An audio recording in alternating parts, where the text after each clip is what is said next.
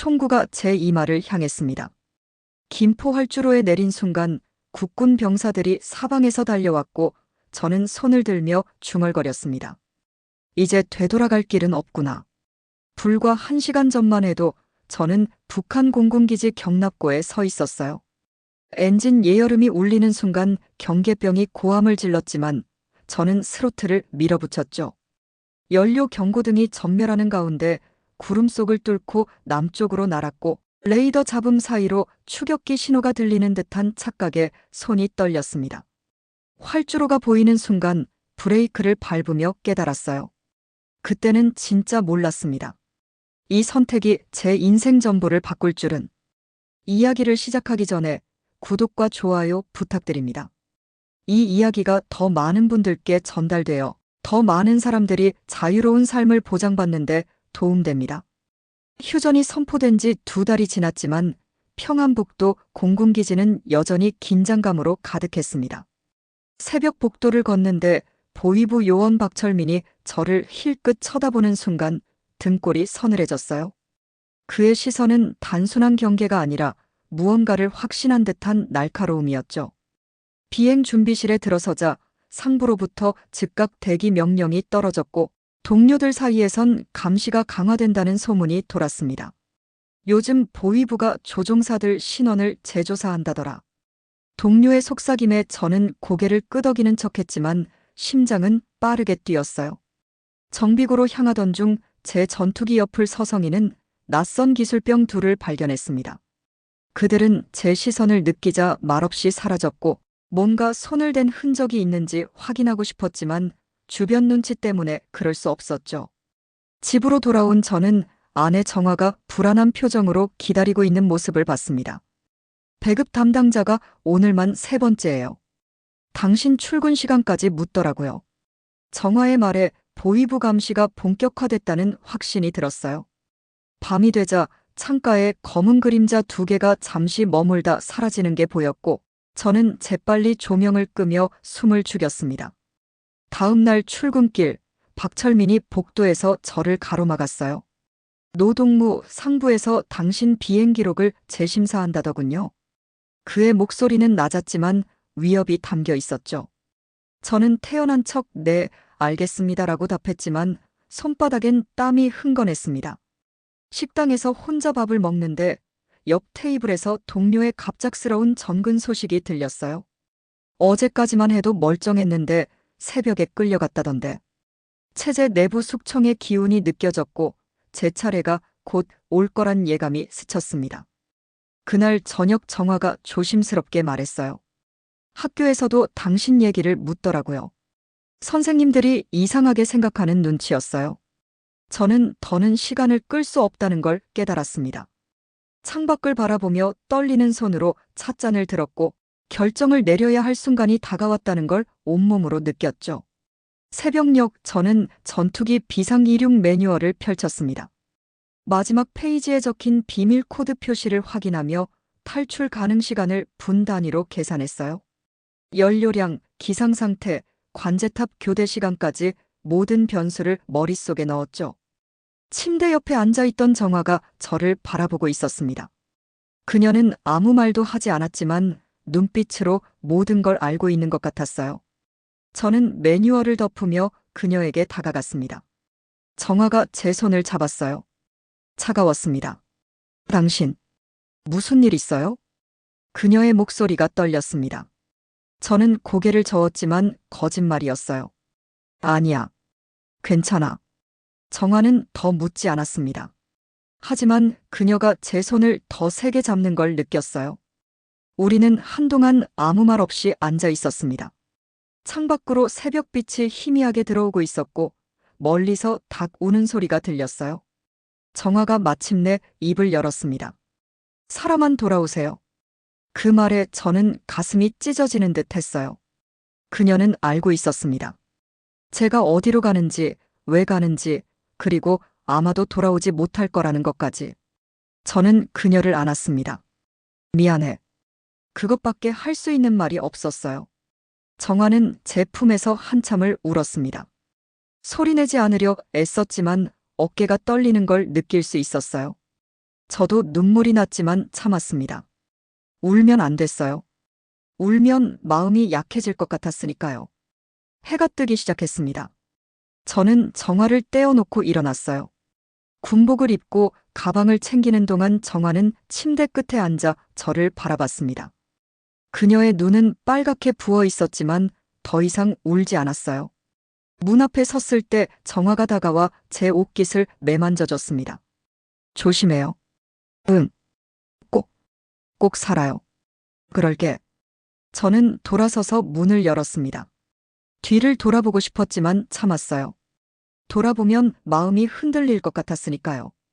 복도를 걸어 나가는데 뒤에서 작은 소리가 들렸습니다. 정화가 흐느끼는 소리였어요. 저는 주먹을 꽉 쥐고 계속 걸었습니다. 기지 진입로에서 박철민과 마주쳤습니다. 그의 집요한 눈빛이 제 등을 파고드는 듯 했지만 저는 들키지 않은 척 침착하게 걸음을 옮겼죠. 노동무, 오늘 비행 계획은? 통상 훈련입니다. 짧게 답하고 지나쳤지만 심장은 터질 듯 뛰었습니다. 박철민이 뒤에서 저를 계속 바라보는 게 느껴졌어요. 하지만 저는 돌아보지 않았습니다. 오전 점검 시간 정비병들이 잠시 자리를 비운 틈을 이용해 연료량을 재확인했어요. 작전에 필요한 최소량만 남았다는 사실에 손이 떨렸지만 이게 마지막 기회라는 걸 알았죠. 기상통제실에서 강풍경보가 울렸습니다.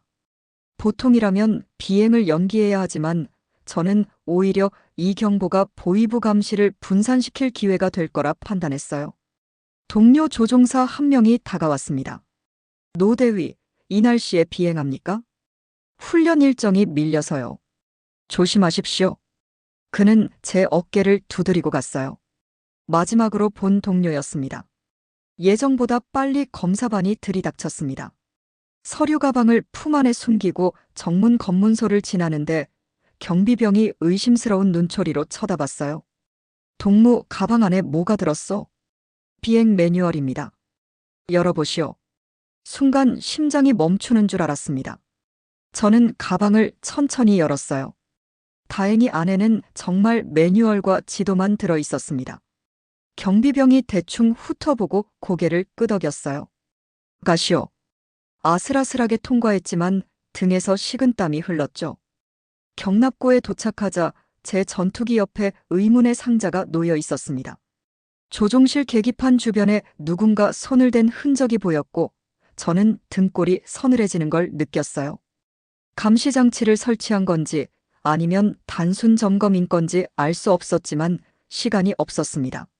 상자를 열어보니 정비도구만 들어 있었어요. 안도의 한숨이 나왔습니다. 점심시간 직전 비어있는 관제탑 쪽을 바라보며 저는 결심을 굳혔어요. 탈출 시점은 오늘, 바로 지금이었습니다. 동료들이 식당으로 향하는 동안 저는 경납고로 발걸음을 돌렸죠. 복도를 지나며 뒤를 돌아봤지만 아무도 없었어요. 손잡이를 돌리는 순간 온몸이 긴장으로 굳어졌고 이제 되돌릴 수 없다는 걸 온몸으로 실감했습니다. 경납고 문을 열자 전투기가 어둠 속에서 기다리고 있었어요. 저는 떨리는 다리로 사다리를 향해 걸어갔고 뒤편에서 들리는 작은 소음에도 심장이 철렁 내려앉았죠. 조종석에 올라 안전벨트를 채우며 마지막으로 북쪽 하늘을 바라봤습니다. 정화가 있는 곳이었어요. 미안해, 정화야. 속으로 중얼거리고 시동 스위치에 손을 올렸습니다. 이제 시작이었어요. 오후 1시 10분, 관제탑 근무 교대가 이루어지는 혼란스러운 시간이었습니다. 저는 경납고 문을 조용히 밀어 올렸고 금속이 끼익거리는 소리가 귓전을 때렸어요. 전투기 사다리를 오르는데 뒤편에서 발소리가 들렸습니다. 제 쪽으로 오는 건지 아니면 지나가는 건지 분간할 수 없어 숨이 가빠졌죠. 한 발 한 발 오르면서 주변을 살폈지만 어둠 속에선 아무것도 보이지 않았어요. 조종석에 올라 시동 스위치를 켜는 순간 엔진 예열음이 경납고 안을 채웠습니다. 주변에서 정비병 둘이 고개를 돌리는 모습이 보였고 저는 조종석에서 고개를 숙이며 숨을 죽였어요. 누가 저 시간에 엔진을 켜? 정비병 한 명이 동료에게 물었지만 다행히 그들은 다시 작업에 집중했죠. 저는 떨리는 손으로 보호 커버를 걷어내고 비상 모드를 실행했습니다. 이륙 허가를 받지 않은 상태에서 활주로로 이동하는 건 명백한 규정 위반이었지만 선택의 여지가 없었어요. 스로틀을 서서히 밀어 올리자 기체가 미세하게 떨렸습니다. 바퀴가 천천히 움직이기 시작했고 경납고박 햇빛이 조종석 유리에 반사되며 눈이 부셨죠. 활주로 입구에 다가서자 관제탑에서 날카로운 경고가 들려왔습니다. 미그 1호, 즉시 정지하라. 이륙 허가 없음. 무전기에서 쏟아지는 명령을 무시하고 저는 스로틀을 최대한으로 밀어붙였어요. 엔진이 울부짖으며 기체가 앞으로 치고 나갔고 활주로 위를 달리는 속도가 점점 빨라졌습니다. 뒤편에서 사이렌 소리가 울렸고 차단 장치가 내려오는 게 보였어요. 빨리, 더 빨리. 속으로 외치며 조종관을 당겼고 출격 차단 장치가 완전히 내려오기 직전 기체가 간신히 들떠 올라갔습니다. 타이어가 지면을 벗어나는 순간 기체가 크게 흔들렸고 저는 조종관을 두 손으로 움켜쥐며 균형을 잡았어요. 지상에서 경보가 울려 퍼졌습니다. 경계병들이 무전을 주고받는 소리가 희미하게 들렸고 저는 방해 전파가 감지되기 전에 곧바로 남쪽으로 기술을 돌렸죠. 고도를 높이며 구름층으로 진입했습니다. 시야가 하얗게 변하며 소리가 뭉개졌고 추격기 접근 여부를 확인할 수 없어 극도의 불안에 휩싸였어요. 레이더 화면을 응시했지만 구름 간섭 때문에 신호가 불안정했습니다. 무전기에선 북한군 주파수가 들렸고 제 호출 부호가 반복해서 울려 퍼졌습니다. 미그 1호, 즉시 귀환하라. 저는 무전기를 꺼버렸습니다.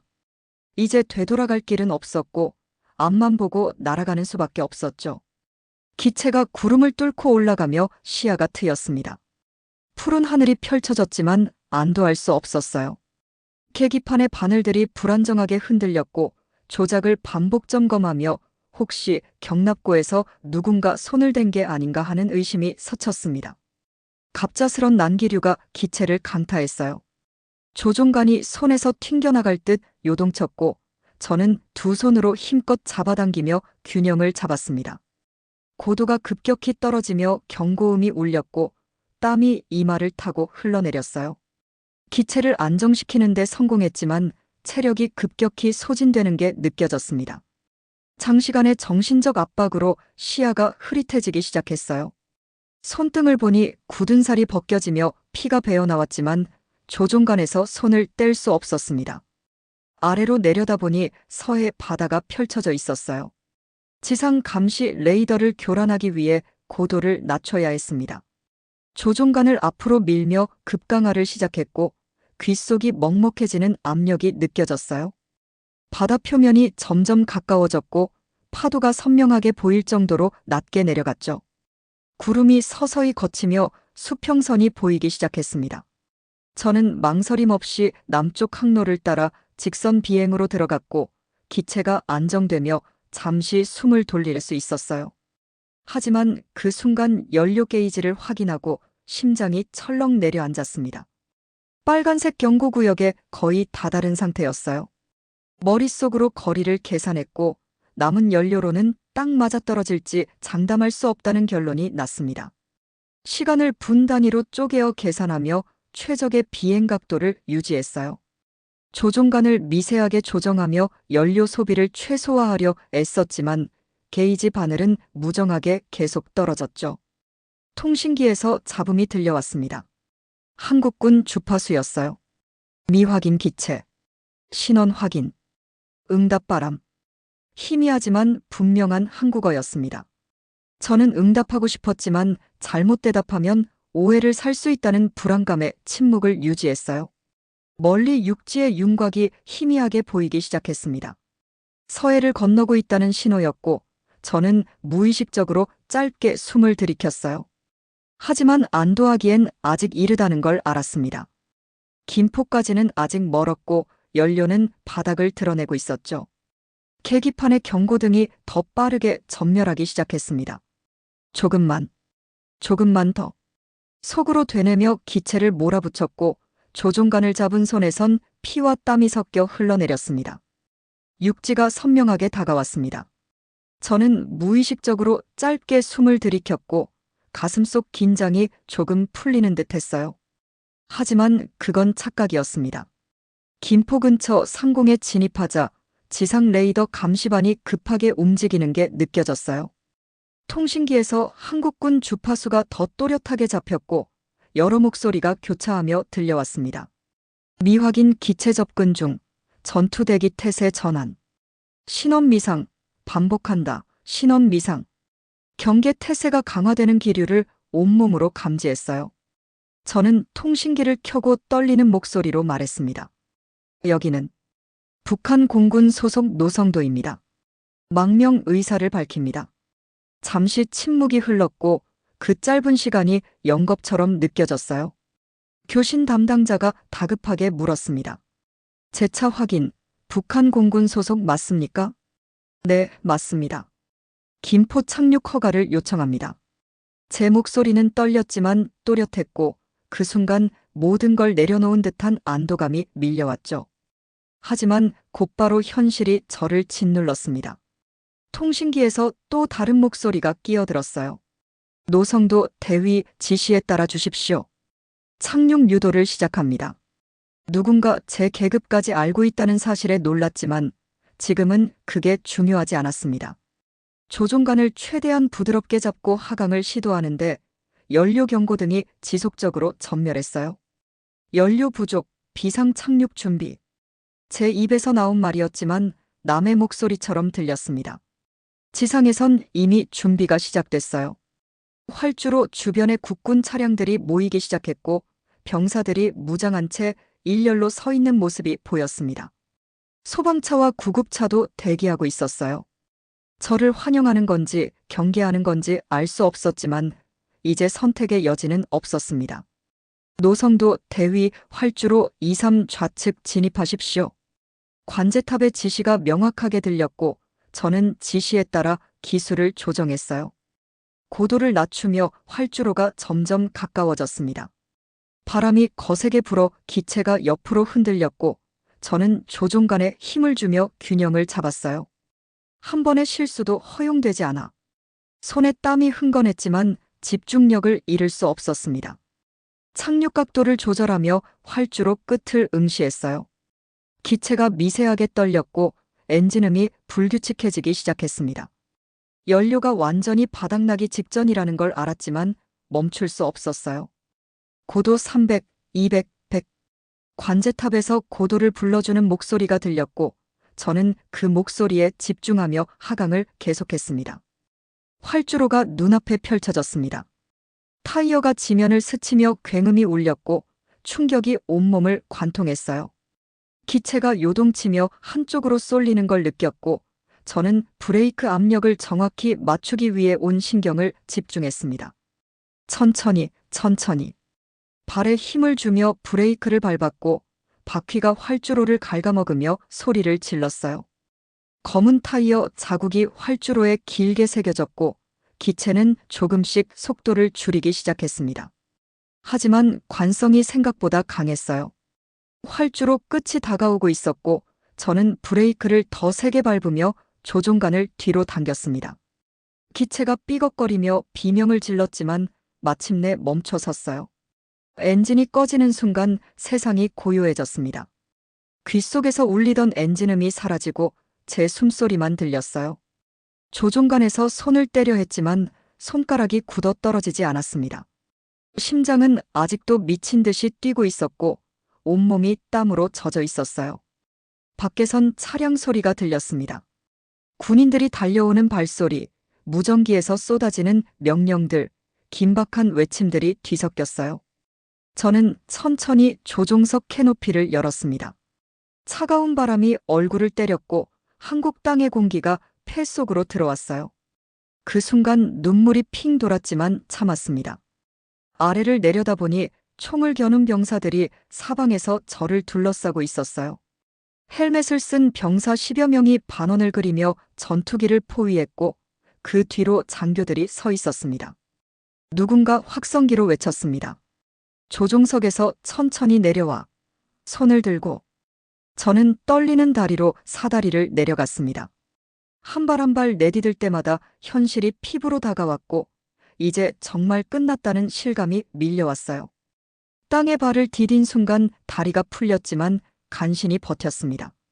손을 들고 서 있는 제 앞으로 병사들이 몰려들었고, 누군가 제 팔을 잡았어요. 움직이지 마. 날카로운 명령이 떨어졌고, 저는 고개를 끄덕이며 순순히 따랐습니다.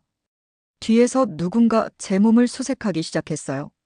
주머니를 뒤지고 옷깃을 확인하고 신발까지 벗기며 철저히 조사했습니다.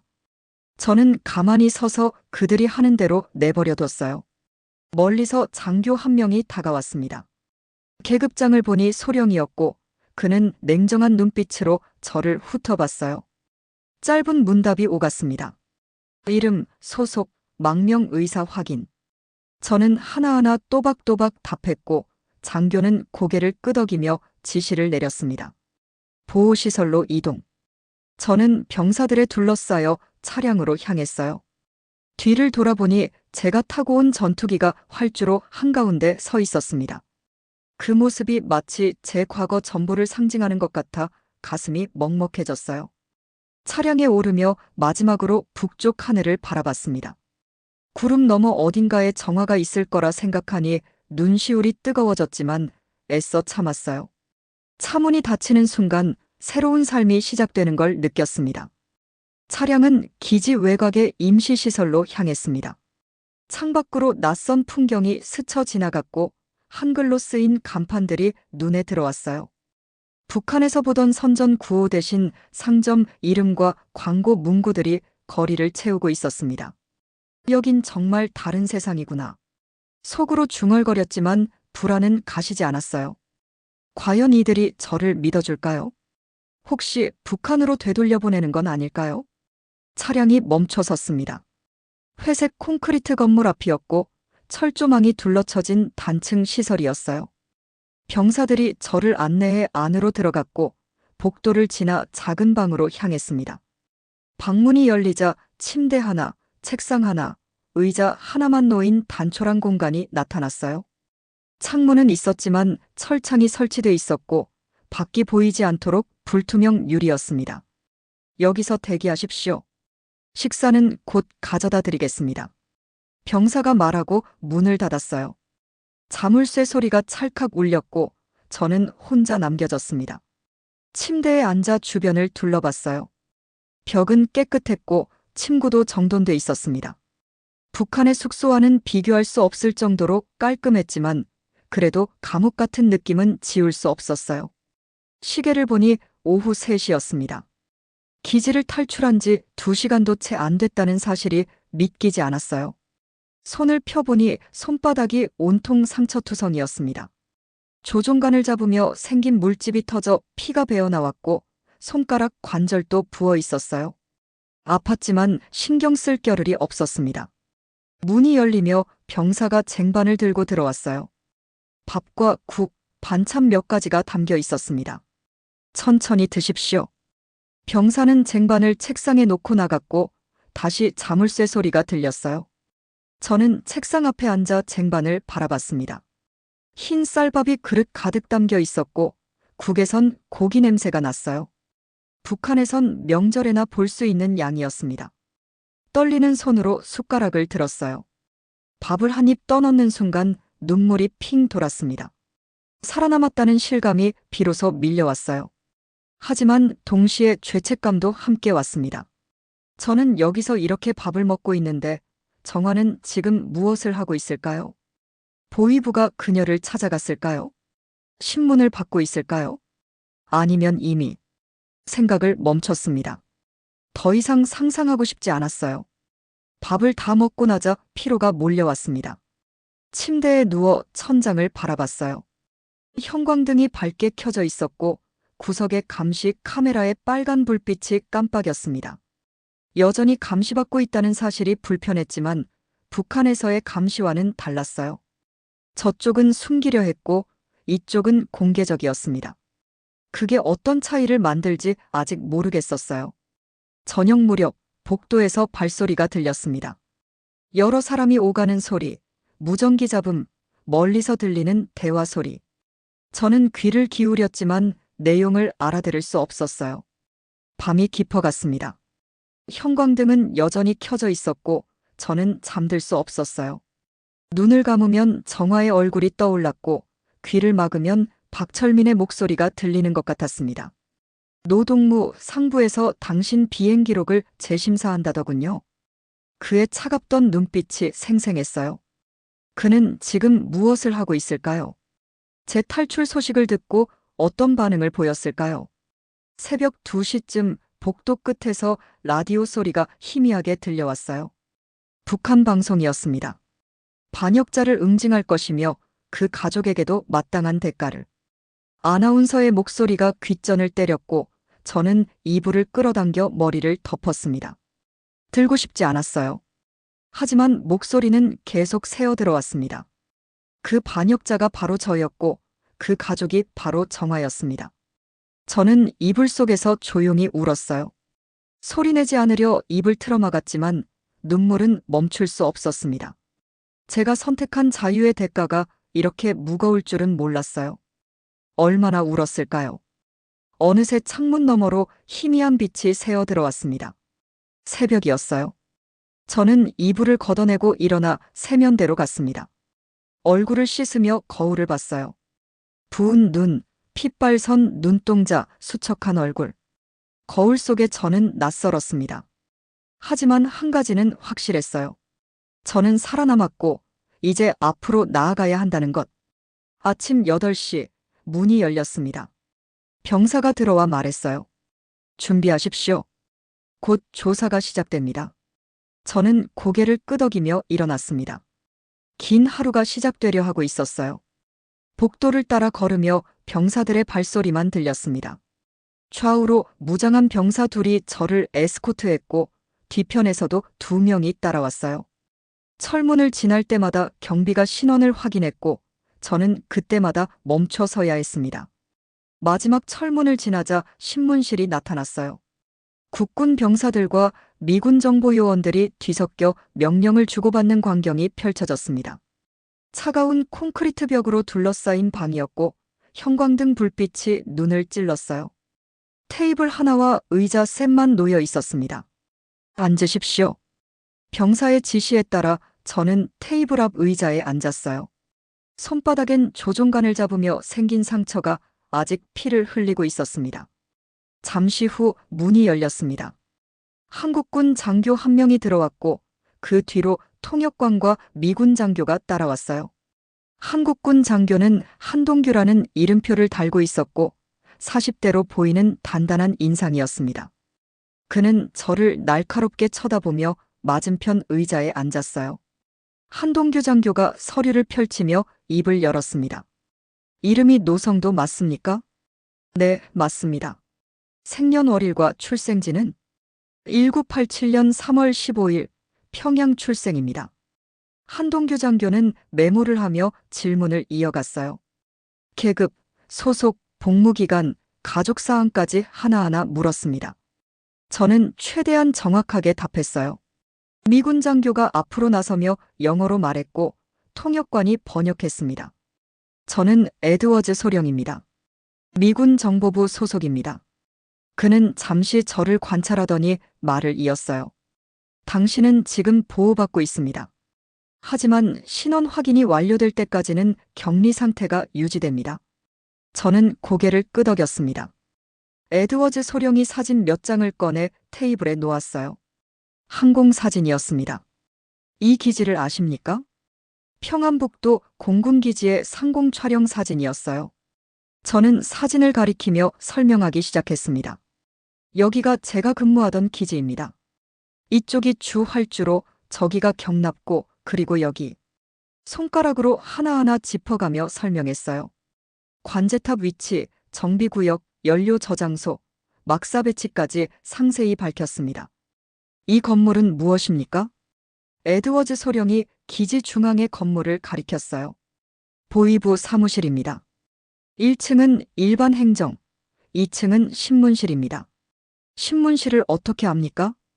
동료 한 명이 거기 끌려갔다가 나왔습니다. 그 후로 완전히 달라졌어요. 제 대답에 두 장교는 눈빛을 교환했습니다. 에드워즈 소령이 또 다른 사진을 꺼냈어요. 전투기들이 줄지어 서 있는 모습이었습니다. 각 전투기의 기종을 식별할 수 있습니까? 저는 사진을 자세히 들여다봤어요.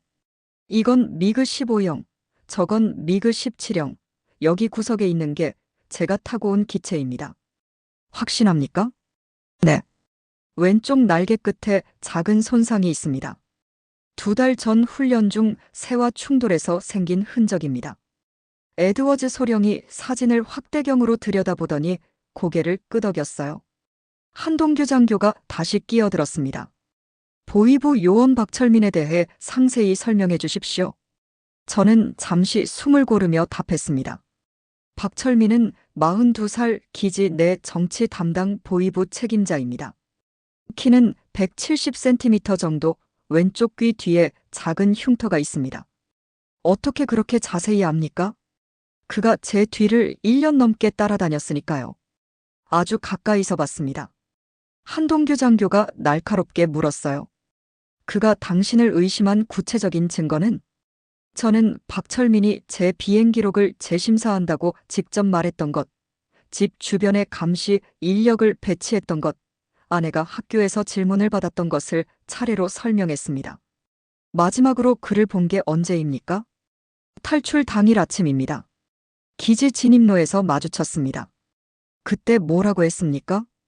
비행 계획을 물었고 저는 통상 훈련이라고 답했습니다. 그의 반응은 의심하는 눈빛이었습니다. 하지만 더 이상 묻지 않고 지나갔어요. 신문은 계속 이어졌습니다. 연료 공급 체계, 정비 일정, 조종사 훈련 방식, 상부 명령 체계까지 모든 것을 물었어요. 저는 아는 한 모든 걸 솔직하게 답했습니다. 중간에 물 한 잔을 받았지만 그게 전부였어요. 2시간쯤 지났을 때 에드워즈 소령이 새로운 질문을 던졌습니다. 김정은 체제에 대해 어떻게 생각합니까? 조심스러운 질문이었어요. 저는 잠시 망설이다 답했습니다. 공포로 유지되는 체제입니다. 모두가 서로를 감시하고 한마디 말이 목숨을 좌우합니다. 그런 체제를 언제부터 의심했습니까? 처음부터는 아니었습니다. 조금씩 천천히 깨달았어요. 특히 동료들이 하나둘 사라지는 걸 보면서 제 목소리가 떨렸습니다. 한동규 장교가 마지막 질문을 던졌어요. 가족은 어떻게 됩니까? 그 질문에 저는 한참 동안 말을 잇지 못했습니다. 아내가 있습니다. 리정화, 중학교 교사입니다. 연락할 방법은 없습니다. 아마 지금쯤 더 이상 말할 수 없었어요. 에드워즈 소령이 서류를 덮으며 말했습니다. 오늘은 여기까지 하겠습니다. 내일 추가 조사가 있을 겁니다. 신문이 끝나고 저는 다시 혼자 남겨졌어요. 조사관들이 나간 뒤 방 안엔 침묵만 가득했습니다. 저는 테이블에 이마를 대고 깊은 숨을 내쉬었어요. 몇 시간 후 문이 다시 열렸습니다. 한동규 장교가 들어왔고 그의 표정은 조금 누그러져 있었어요. 노성도 대위 신원 확인 1차 절차가 완료됐습니다. 망명 절차가 정식으로 시작됩니다. 그 말에 안도의 숨이 터져 나왔습니다. 미국 측과 협의 중이며 곧 이송될 겁니다. 계속 협조 부탁드립니다. 저는 고개를 끄덕였어요. 한동규 장교가 나가고 저는 원래 방으로 돌아왔습니다. 하지만 이번엔 달랐어요. 공포가 아니라 희미한 안도감이 가슴속에 자리 잡기 시작했습니다. 그날 밤 저는 침대에 누워 천장을 바라봤어요. 형광등은 여전히 켜져 있었고 감시 카메라의 빨간 불빛이 깜빡였습니다. 라디오에서 뉴스가 흘러나왔어요. 북한의 전투기 한 대가 남쪽으로 이탈했다는 소식이었습니다. 제 탈출이 이미 공개된 거였어요.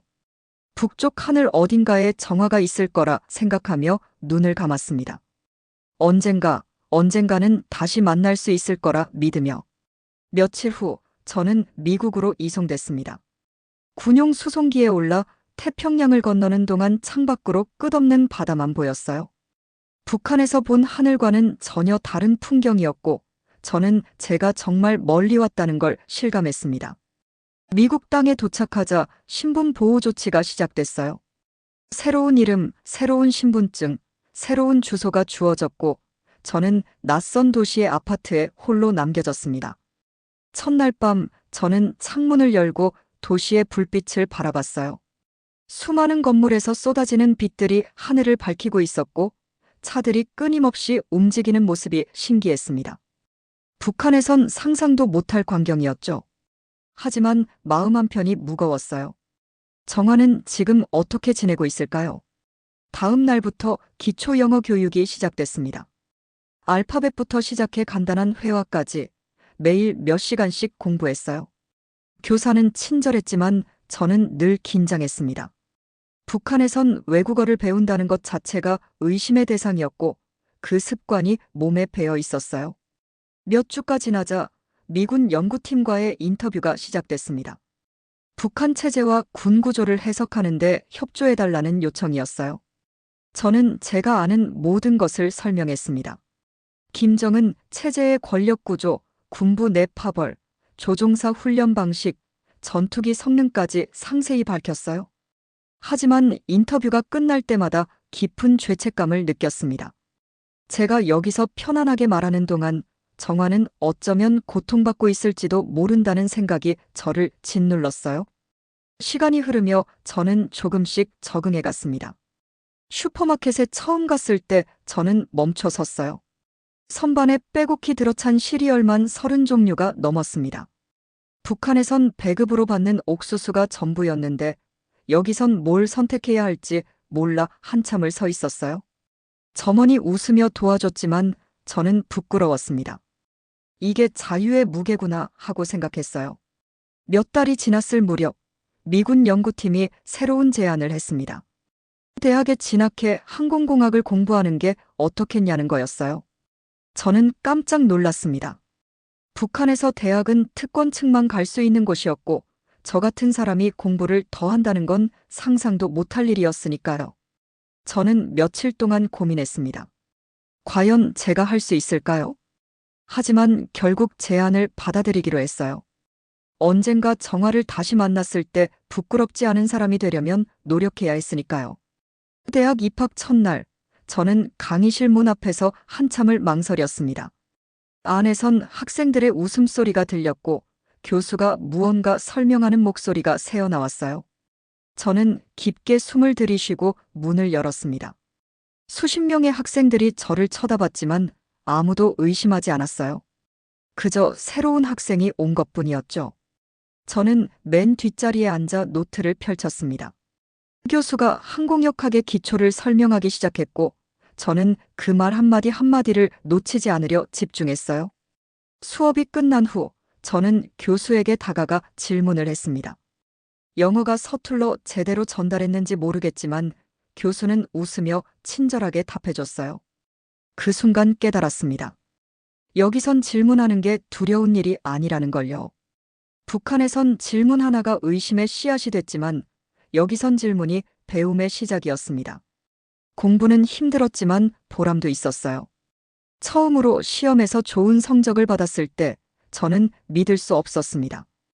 교수가 칭찬하는 말을 해줬고 동료 학생들도 축하해줬어요. 북한에선 상상도 못할 일이었죠. 그곳에선 성과를 내도 의심받았고 칭찬받는 대신 감시당했으니까요. 시간이 흐르며 저는 조금씩 변해갔습니다. 영어 실력이 늘었고 전공 지식도 쌓였어요. 동료 학생들과 대화하는 법도 배웠고 가끔은 그들과 함께 식사도 했습니다. 하지만 밤이 되면 여전히 외로웠어요. 정화에 대한 걱정은 사라지지 않았고 가족을 버리고 온 죄책감이 저를 짓눌렀습니다. 어느 날 저녁 저는 도서관에서 공부를 마치고 밖으로 나왔어요. 하늘엔 별이 가득했고 바람이 시원하게 불었습니다. 저는 하늘을 올려다보며 조용히 중얼거렸어요. 정화야, 나 여기 살아있어. 언젠가 꼭 다시 만나자. 그 말이 바람에 실려 어딘가로 날아가길 바라며 저는 숙소로 향했습니다.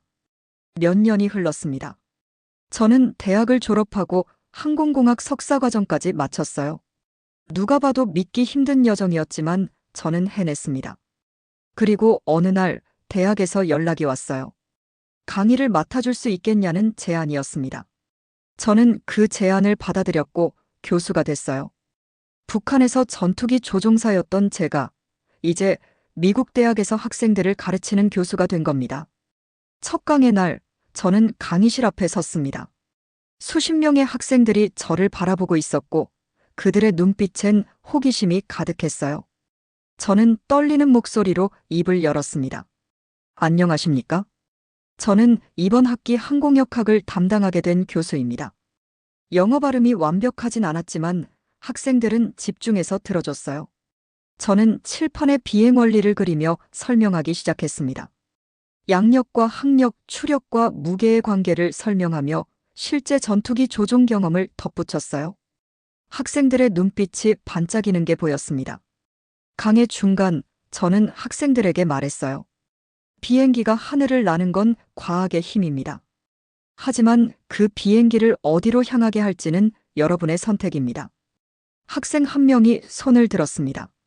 교수님, 그게 무슨 뜻인가요? 저는 잠시 망설이다 답했어요. 기술은 도구일 뿐입니다. 중요한 건 그 도구를 어떻게 사용하느냐죠. 학생들은 고개를 끄덕였고 강의실은 잠시 조용해졌습니다. 저는 그 침묵 속에서 제 과거를 떠올렸어요. 북한에서 전투기를 조종할 때 저는 체제를 지키기 위한 도구였습니다. 하지만 이제는 달랐어요. 여기선 제가 선택할 수 있었고 그 선택으로 다른 이들을 가르칠 수 있었습니다. 강의가 끝나고 학생 몇 명이 다가와 질문도 하고 감사 인사도 전했습니다. 한 학생이 말했어요. 교수님, 강의는 정말 특별해요. 저는 웃으며 답했습니다. 제가 특별한 경험을 했기 때문일 겁니다. 더 이상은 말하지 않았어요. 제 과거를 아는 사람은 극소수였고 그렇게 유지하는 게 안전했으니까요. 사무실로 돌아와 책상에 앉았습니다. 컴퓨터를 켜자 이메일이 하나 도착해 있었어요. 발신자는 표시되지 않았고 제목도 없었습니다. 이상한 느낌이 들었지만 열어봤어요. 그 순간 손이 떨렸습니다. 교수님, 당신 가족에 대한 정보가 있습니다. 단 한 줄이었지만 충격적이었어요. 가족이라니 정화를 말하는 걸까요? 저는 서둘러 답장을 보냈습니다. 누구십니까? 무슨 정보입니까? 하지만 답은 오지 않았어요. 몇 시간을 기다렸지만 아무 소식이 없었습니다. 저는 이메일 주소를 추적하려 했지만 발신지가 완전히 익명 처리돼 있었어요.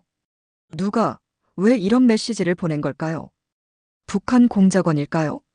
아니면 정말 정화에 대한 소식을 아는 누군가일까요? 밤새 잠을 이룰 수 없었습니다. 침대에 누워 천장을 바라보며 온갖 생각이 머릿속을 휘몰아쳤어요. 만약 정화가 살아있다면? 만약 그녀가 고통받고 있다면? 다음 날 저는 미국 정보기관에 연락했습니다. 제 신분을 보호해준 담당자에게 이메일에 대해 말했고 그는 조사하겠다고 했어요. 하지만 며칠이 지나도 별다른 소식이 없었습니다. 담당자는 발신지를 추적할 수 없다고 말했고 조심하라고 경고했어요. 저는 일상으로 돌아가려 애썼습니다. 강의를 하고 학생들을 만나고 연구를 계속했어요. 하지만 마음 한편은 늘 그 이메일에 사로잡혀 있었습니다. 몇 주가 지난 어느 날 또 다른 이메일이 도착했어요. 이번엔 첨부 파일이 있었습니다. 저는 떨리는 손으로 파일을 열었어요. 사진 한 장이었습니다. 흐릿했지만 분명히 북한의 어느 거리 같았고 그 속에 여자 한 명이 걷고 있었어요. 얼굴이 잘 보이진 않았지만 뒷모습이 정화와 닮았습니다. 심장이 미친 듯이 뛰었어요. 정말 정화일까요? 아니면 제가 보고 싶은 대로 보는 걸까요? 사진을 확대해 보려 했지만 화질이 너무 나빠 알아볼 수 없었습니다. 저는 다시 답장을 보냈어요. 이게 누굽니까? 어떻게 찍은 사진입니까? 이번에도 답은 없었습니다. 며칠 후 정보기관 담당자가 다시 연락했어요. 사진을 분석했지만 출처를 확인할 수 없다고 했습니다. 북한에서 촬영된 건 맞지만 언제, 누가 찍었는지 알 수 없다고 했어요. 담당자가 말했습니다. 조심하세요. 이건 당신을 불안하게 만들려는 심리전일 수도 있습니다. 저는 알고 있었어요. 하지만 만약 정화라면? 만약 그녀가 정말 살아있다면? 저는 결심했습니다. 위험 요소를 경계하면서도 가족과 관련된 정보라면 어떤 대가라도 감수하겠다고요. 정화를 찾을 수 있는 단서가 조금이라도 있다면 포기할 수 없었습니다. 다음 날, 저는 평소처럼 강의실로 향했어요. 학생들이 반갑게 인사했고, 저는 웃으며 답했습니다. 칠판 앞에 서서 강의를 시작했지만 머릿속은 복잡했어요. 강의 중간, 저는 학생들에게 말했습니다. 오늘의 자유는 선택의 용기에서 시작됩니다. 학생들은 박수를 쳤고, 저는 그 박수 소리를 들으며 생각했어요. 제가 선택한 자유는 대가가 컸습니다. 가족을 잃었고, 고향을 잃었고, 과거를 지워야 했어요. 하지만 후회하진 않았습니다. 강의가 끝나고 혼자 남은 교정을 걸었습니다. 가을바람이 불어 낙엽이 떨어지고 있었고, 학생들의 웃음소리가 멀리서 들렸어요. 저는 벤치에 앉아 하늘을 올려다봤습니다. 별이 빛나고 있었고, 그 별빛이 북한에도 닿고 있을 거라 생각했어요. 정화도 같은 별을 보고 있을까요? 그녀도 저를 떠올리고 있을까요? 저는 조용히 중얼거렸습니다. 정화야, 나 여기 살아있어. 기다려. 바람이 불어 낙엽이 날렸고, 저는 그 바람 속에서 언젠가 올 그날을 꿈꿨습니다. 여러분의 댓글 하나하나가 사연자에게 큰 힘이 됩니다. 이 이야기 어떻게 보셨나요? 끝까지 들어주셔서 감사합니다.